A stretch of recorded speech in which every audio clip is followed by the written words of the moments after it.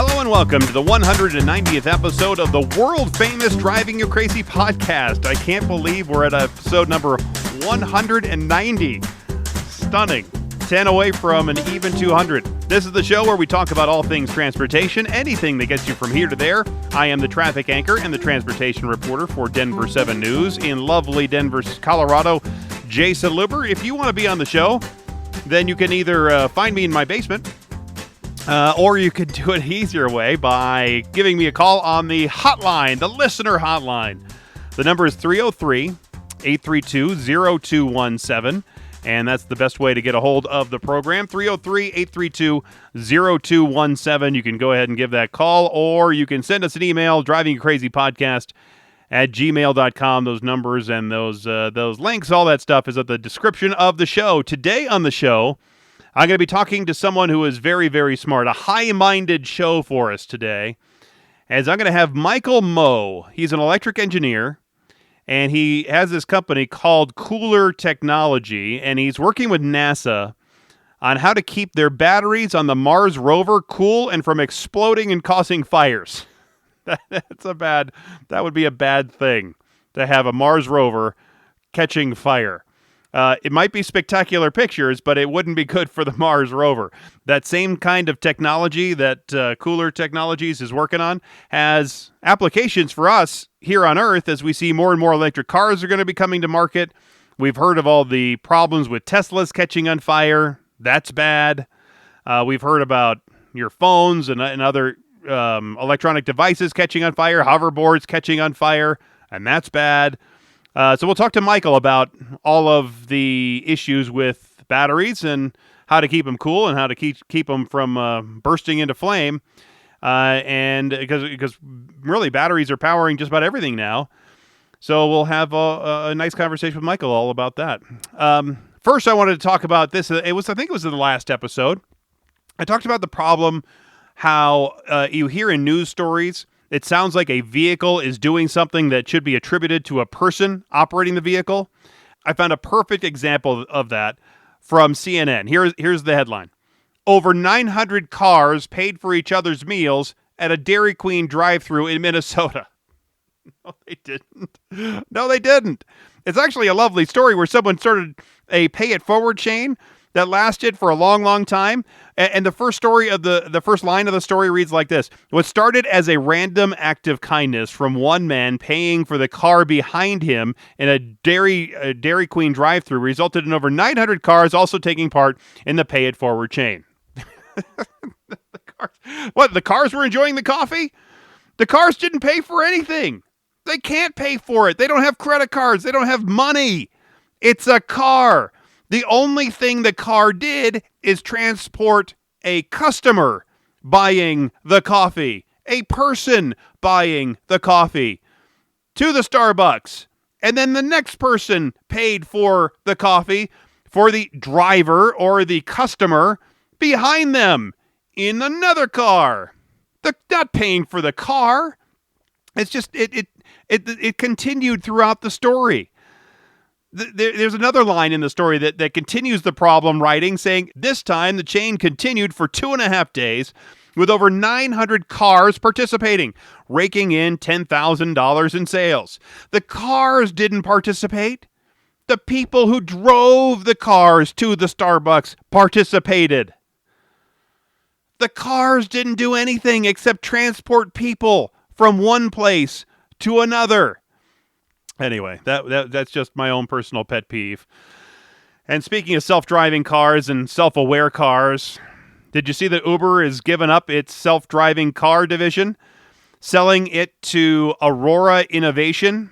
But as part of this sale, Uber is taking a stake in that new startup, and I think it's really an indication of Uber pulling back and looking at the vision of its self-driving fleet of cars and saying it's probably not going to happen as soon as we hope.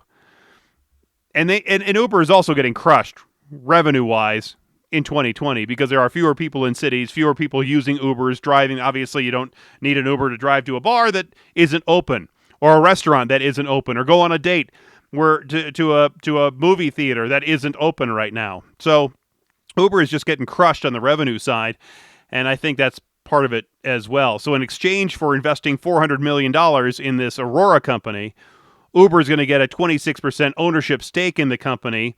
And as part of this deal, Uber is guaranteed that when Aurora releases the self-driving vehicles that they'll be working on, they'll be launched on a network controlled by Uber, which they eventually wanted to see anyway. So Uber wins. It's a win-win for them.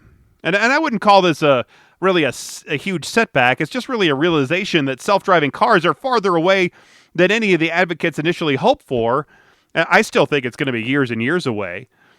I mean, I don't know when exactly, but I don't think it's going to be within the next 5 years. We will still see some of the autonomous technology be introduced into cars. The technology that keeps your car from drifting from lane to lane, and there's other self-driving aspects. It comes even all the way down to the automatic lights on your car, turning your headlights on and off. I mean, that's technically autonomous technology. But we'll see more of that helps you out as you drive the vehicle, but the vehicle is not going to be driving yourself. Even as much as Elon Musk wants to get your Teslas driving themselves everywhere, they're not ready to really do that right now. So anyway, one of the emerging technologies that is still full steam ahead is electric cars. Because in this world of electric-powered everything, from our gadgets to our cars, they're all powered by electricity, and they're only as good as the batteries that are in them. And we've heard the stories of lithium-ion batteries exploding or catching on fire. It's one thing to have your hoverboard catch on fire, but it's another thing entirely to have the Mars rover catch on fire. There's a company called KULR Technology. It's spelled KULR, and they've come up with a solution to prevent overheating that can lead to these sort of fires in batteries. Joining me now to talk more about this and how this technology will help increase the number of electric vehicles we see in our roads is Michael Moe. He's the CEO and co-founder of KULR Technology. Michael, thanks for being here on the world-famous Driving You Crazy podcast. Well, thank you for having me. So before we get into the specifics about cooling technology, tell us why you decided you needed to fix batteries. You're an electrical engineer, so was there a specific spark? Was there an incident that made you think, I have to do something about this problem? Well, we started the company's technology came from about a 30-year history in working with NASA, DoD, the Air Force, developing technology to keep space applications cool. The electronics on the space application cool. So my team has been doing that for 30 years. Our customer include NASA, JPL, Boeing, Lockheed Martin, and so forth. And our products on the International Space Station, on the Mars rover, like you said, to keep them cool. We actually start working with NASA Johnson Space Center since 2015 when they came to us about this battery thermal runaway explosion problem. So I guess that's a spark, literally and figuratively, right. coming from Johnson Space Center, based on their needs to redesign the astronaut's spacesuit, the battery inside. But it really wasn't just you thinking as a electrical engineer, because that takes some pretty good brain power. I'm sure you're thinking, you know what? I've seen these batteries on fire, and there has to be a better way to either cool them or keep them from catching on fire, because that can be catastrophic, especially if you have a laptop that catches fire on an airplane. Right. Actually, the battery fire problem is fairly new, right? So you had the infamous issue with the Samsung Galaxy 7 Notes. I think that was 2017-ish. Then you got the Boeing 787 had that battery problem that delayed the issue. And then you have the recent hoverboard and the EVs. So these are actually fairly new problems. So we're developing new applications based on our core carbon fiber technology to apply to these problems. So like you said, as engineer, we solve problems. So my team, they solve problems. So we find a new problem. Here's a new problem, a new market. Then we apply old or proven technology and the physics to solve these new problems. Why is it a better solution to keep the current battery technology as it is now from overheating rather than looking at new battery design or new battery technology? Yeah. Well, new battery technology is coming, but it takes time, right? So the advancement of battery technology is a lot slower than the semiconductor industry where I came from. Semiconductor industry, like Moore's law, the speed would double every 18 months. Whereas I think historically the battery technology has improved somewhere between 3 to 5% every year. So it's a lot slower progress in a battery. But recent years in the EV and so forth, companies invest a lot more money, like Tesla, now Volkswagen and GM invest billions and billions of dollars now into the new battery architecture. And that architecture is going to take some time. Probably around 2025 to 2030 is where the new architecture will come in, being deployed into these EVs. So until then, we still have to live with the old architecture and solving the older problems. So are you basically saying that your company is going to be looking to do different things then in 5 or 6 years when these new battery technologies come out? Or are they going to, you think you're going to have maybe the same sort of set of issues? So the technology will constantly evolve, right? So when new batteries come in, they may reduce the risk of fire or explosion, but they will have other issues. They will have high performance issues, and you still need to take the heat away. So you're looking at between now and 2030, you look at new batteries coming line, new products come line, and then after that, you're going to look at a second life application, such as repurposing the battery into energy storage products and also recycling application. So when you look at some of the studies about how green is EV, you got to take consideration how recycling factor into the life cycle of the EV to make it more green, more sustainable than combustion engine. So recycling becomes a very, very important part of that. And when you think about that market, that's going to last way longer than the current architecture into 10, 15 years. And then we're actively looking at our technology, how that applies to both the battery application and also the recycling application of batteries. Let's stay with this topic for a second. I'm speaking with Michael Moe. Mhm. He's the CEO and the co-founder of KULR Technologies, spelled KULR. How'd you come up with that name? Well, it was a few years back when we look at names. I live in I live in the northern California, the Bay Area. Back then, everybody trying to find a cool name, no Right. pun intended. So we're doing thermal management. Our mission is to take space technology to make batteries, electronics cooler, lighter, and safer. So I thought, well, maybe we choose a name that's cooler, and we play with vowels and trying to and come with a 4-letter word, and KULR was available. And we came up with the name, and kind of stuck with us ever since. And I think people tend to resonate with that. Yeah, I think so too. Where is this battery technology going in the future? Because lithium ion isn't the end solution right now. With new technologies, there is carbon electrodes and cobalt-free batteries. There are really interesting battery technologies coming up that will help propel, I think, electric cars, electric rovers, maybe even electric planes in the future. Yes, there is solid state batteries. There is the new chemistry that you just talked about.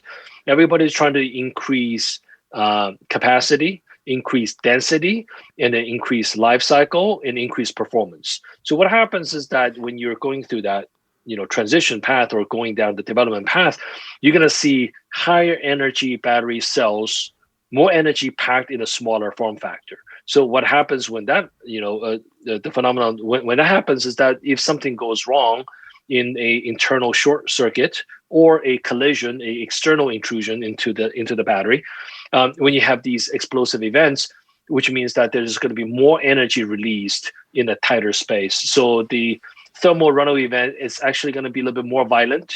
It's going to be more, unfortunately, a little bit more catastrophic than current architecture or what we have right now, until a completely safe battery is developed maybe 5, 10, 15 years down the road. Because when you're talking about this explosiveness of these battery technologies, even with the lithium ion batteries that are now going into some general cars, I own a Chevy Volt and I'm driving on top of a battery. Mm-hmm. As you said, we're moving in a car, let's say at 65 miles an hour, and then if that gets into a collision with another car going 65 miles an hour, I mean, that can be quite dangerous, and it's different with a gasoline-powered car than it is with electric cars. So how are we going to deal with those issues going forward? Yeah, it's a tough issue. I think the regulators are trying to deal with it on the safety aspect of it. We have a technology that we are the exclusive commercialization partner for NASA to test for battery safety called ISC. So we're evangelizing that. We're commercializing that for EV and other applications. What you refer to is a high speed vehicle, a high speed EV. If you go to a collision, something catastrophic potentially could happen. Like I think there was a report last Tuesday. There was an EV traveled at very high speed. I think it's about 100 miles an hour, crashed, and then you literally have burning battery cells raining from the car into neighbors' homes.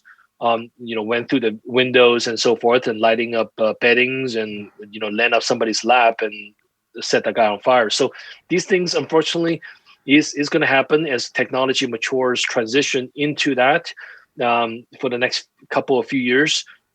Unfortunately, these things are going to happen. Let's talk more about how EVs can power, or how batteries can power EVs in the future. General Motors wants to go all electric. In California, the governor there says they want to have only new electric cars sold by 2035. So how are we going to get to that point with either the new technology that's coming out or the current technology? How are we going to be able to provide that much power and those batteries to generate enough vehicles to get out there? Yeah, that's a good question. I mean, there's enough study and calculation out there about how much natural resource is needed to mine the cobalts and nickels of the world to kind of power that many gigafactories. And I think that the very key part, as people start to realize, is the second life and third life, and also recycling of these batteries. I saw a study recently that says that the EV is only greener than combustion engine if the efficiency of the recycling is very high, and then we actually do recycle. So to make the whole EV revolution sustainable, that we need to look at the cycle, right? From the mining to building the battery to the EV, end of life, recycle all the material, go back to the cycle again. So how we participate that is that we have a technology to safely store and transport these batteries. So when you look at new batteries in the car, if it crashes, you have these catastrophic events. And then when you have used batteries, it's even more important how to transport them safely. So we developed technology with NASA that's on the International Space Station right now to safely store battery. Now we're working with recyclers to deploy that space-proven technology into the world of recycling to keep it safe and keep the efficiency high. Yeah, it's one thing to do that for NASA and to do it for the space station and do it for a rover, but it's another thing to do it for John Q. Public, who has a tow truck and he's just towing this car away. So how do you get your technology to the people that actually will be doing the legwork when you have more EV cars out there? Yeah, it's working with the supply chain. There's a pretty robust supply chain or being established right now about battery recycling. It's about working with the recyclers on actually facilitating that recycling, and also work with the OEM to establish relationships so that when they do their recalls and recycling of the battery, we are the solution provider of choice to do that. And then when you get to that scale, when you work with a supply chain that way, we worked hard enough to make sure the technology works and also cost down on the solution. So like you said, NASA can afford fairly expensive products on the International Space Station, but we have literally shaved multiple zeros from the cost so that we make it affordable for the everyday use. Do you think, as an electrical engineer, do you think it's possible to reach a goal in 15 years to see only EV cars on the road in California? Do you think that it's possible to really make the giant leap between combustion engines and electric vehicles? I think that it's possible to have new cars on the road, majority or all EV in 15 years.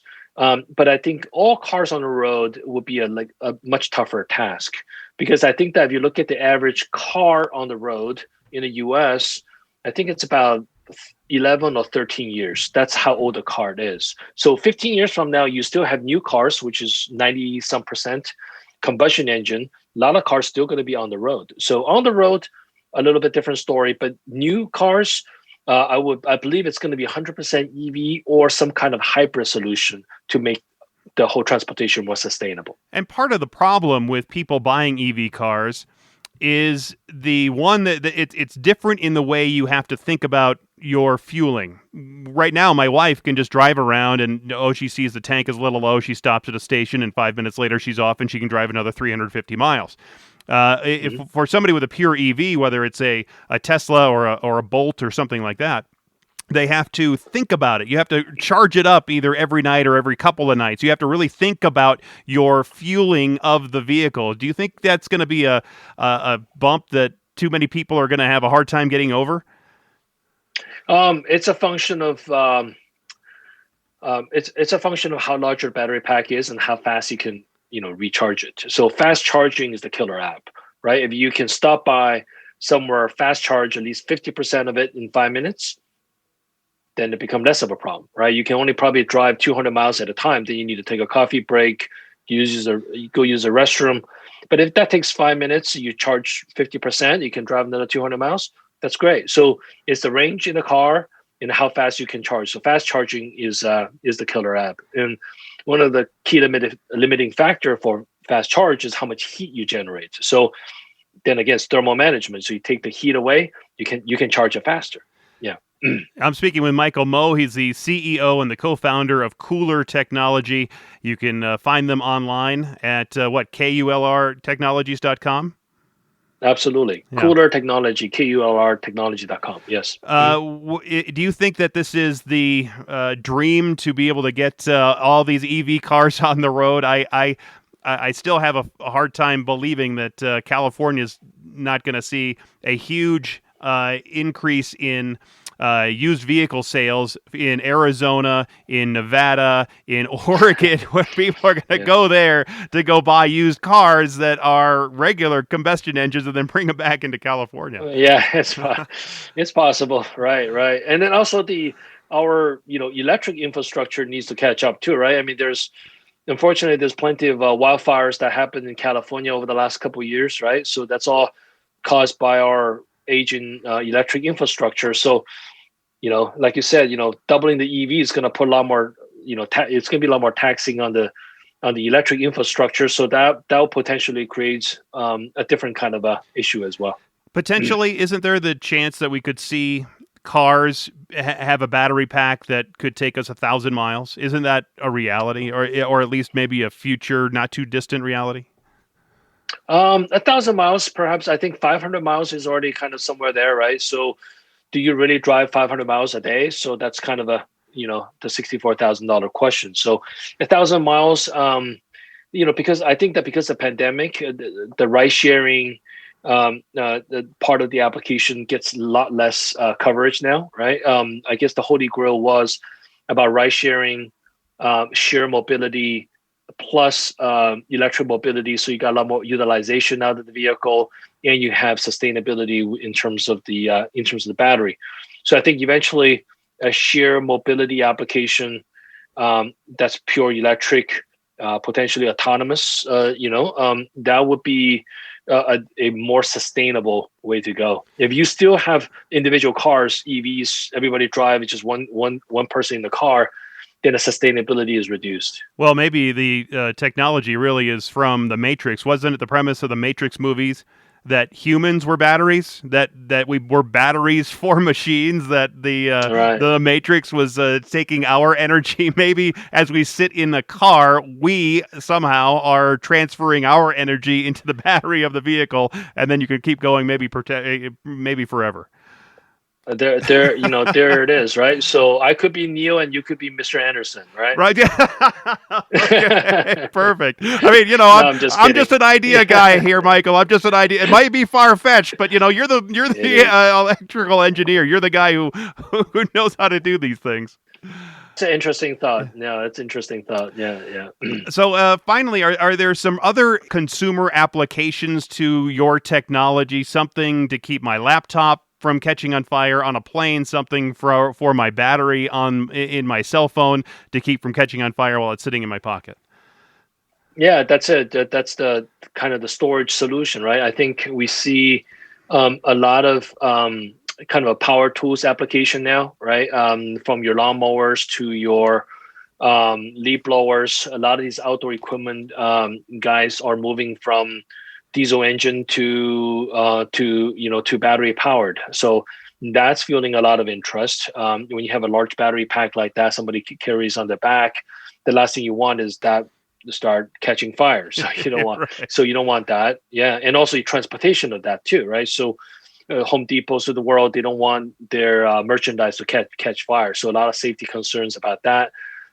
You got your laptops, yes, you got your cell phones. The recycling aspect is really where some of the safety happens. The new phones, the new laptops, I think the safety ratings are really good, fairly good. But when you get to the end of life, when you are recycling, when you are shipping a used product or maybe slightly damaged, and then the battery status is unknown, and that's where our technology can really come in and keep the battery safe. So we see a lot of those kind of applications. Well, it looks like battery recycling is the industry maybe I need to get into in the future here in the next couple of years, because it sounds like that's really going to be a key component. You keep talking about battery recycling, and it sounds like that's going to be a big deal for us in the future. Yes, it is about completing the cycle, no pun intended, to keep the sustainability going. Yeah. Yes. Very, very interesting stuff here, Michael. I really appreciate your time and your insight and your expertise in this. Michael Moe, the CEO and co-founder of KULR Technology. Thanks again for being here. Thank you so much, Jason. Again, you can find out more about KULR Technology from the link in the description of this show. I drive an electric car with a generator in it. I think it's the way to go because I can keep going on gas, but I get that efficiency and the low maintenance of an electric car. And truth be told, one of the reasons I get, maybe, it might be the main reason I bought an electric car is because I was getting mad about how expensive oil changes are and how I had to keep the car, regular gas-powered car, maintained all the time. Always getting services done, always getting oil changes done, always do this and that and this and that. Electric cars are way less maintenance than a regular standard car. And so but the joy of the electric car I have is that it has a generator in it, so I can just keep filling it up with gas, and I don't have range anxiety like this friend of mine who at Denver 7, he bought one of those Nissan Leafs, and he was driving in, and sometimes he wouldn't even turn on his air conditioning because he was worried about how much energy it was sucking up, because he would get to work with like 15 miles left on his charge, and if he didn't charge it up at work or charge it up somewhere downtown, he wouldn't make it home. I don't have that range anxiety, which is nice. And I don't have all the maintenance costs that a regular car has. I'm at like 80 something thousand miles, and I'm still on the original brakes. And I've had them looked at, and they said they're fine. And so it really is amazing how well some of these electric cars will save you on maintenance. It really is a nice feature of the electric cars. But the bad feature is if you don't have a whole ton of range, you're having to power it up. You're going to have to charge it up all the time. And so that's a bit of a pain, but I don't have to worry about any of that stuff. And as Michael and I were talking about, California and their plan to phase out gas-powered vehicles over the next 15 years, there's actually a pretty long article in the Wall Street Journal from back in September that looked at just that issue. The headline conveys the challenge for California. It says, California wants cars to run on electricity. It's going to need a much bigger grid. So basically, the problem that California has is they can't right now produce enough electricity to power all the homes and the businesses and then you add on the electric cars and everything else in California entirely with just solar cells and with wind farms. I mean, their electricity grid already runs short of juice in the late afternoons and early evenings, and it's going to be a major sin for Californians to even think about going back to coal-burning power plants. So that really leaves just hydroelectric or nuclear to fill that power gap. But environmental groups, they don't want to build. They want to tear down dams, not build dams. And they want to close down nuclear power plants, not build more. So they're going to have a real come to, electric Jesus meeting because they are going to be running low on. They're already running low on power. How are they going to get enough power to power all these electric cars they're going to have driving around in the next 15 years? And here in Colorado, the city of Boulder has this interesting plan with this energy company to test the ability to reduce. What they want to do is reduce, they say, the city's building energy costs by taking power from electric cars. Yeah, I know, right? That doesn't sound right, because typically electric vehicles, the charger provides energy in one direction, from the grid or a building to the car. In this new project, the city of Boulder and Vermont Energy have installed a charging station that enables two-way electricity from either the building to the car or from the car back to the building. Because the city thinks this technology can provide the city new ways to manage their energy load and reduce energy costs. So this is how it's going to work. Boulder has 21 vehicles, electric vehicles, in their fleet, and they are going to put all of them into this charging system where the cars will charge at night when the building energy demand is low, and then discharge the battery power back to the recreation center during the day when the building's demand is higher. They say the goal is to reduce peak demand, which in turn for them can reduce their monthly bill. And I think this is what it has to do with. So years ago, when I was living in a previous home, I put solar panels on my house. And here's the sole reason why. XL Energy, and maybe Boulder has XL Energy.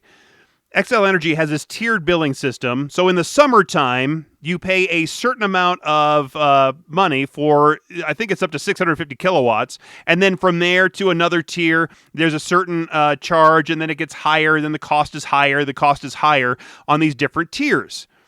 And so to reduce my power, consumption from the grid, I had these solar panels put on the house, and so I wouldn't get into those different tiers. That would save me money. Even though I had to pay for the lease of the solar panels on the house, it was still lower than what XL Energy was charging me for these for the tiered billing, and it really just set me off. So that's why I put the solar panels on my house, and I have a pretty good feeling that's what Boulder is doing here. Is they're trying to save money on a tiered billing system and basically using the car, their fleet as a battery farm. And I wonder how this will affect the battery life of the vehicles. And what if somebody, let's say at the end of the day, it's 3:00, and somebody from the city of Boulder has to jump into one of these electric cars, and it only has 5 miles of charge on it because it's been discharging the battery power back into the building during the day, during the peak charging day. Then what? If they think this is a good idea, then why not leave the car component out of it, set up a shed with a bunch of batteries in it as a backup, connect those to the building, charge them at night, discharge them during the day back to the building? That seems more efficient to me than doing that to your fleet of cars, where it's going to be more costly for you to, I think. But hey, what do I know? I'm just the traffic guy with an idea and a question. Maybe I should call up the city of Boulder and ask them all about this. Maybe that'd make a pretty interesting interview and ask them about this. Anyway, if you need some more information about KULR Technology, you can get that in the description of this show. The link is there. You can also find the links to contact us, the phone number and email and Twitter and all that other stuff. It's all right there in the description of the show. And if you could please leave a comment, a rating, a review of some sort. on any of the podcast apps that also would help the show out. Thanks again for being here. Thanks for listening. And until next time, I'm Jason Lipper, the traffic guy. Be safe, and as always, happy motoring.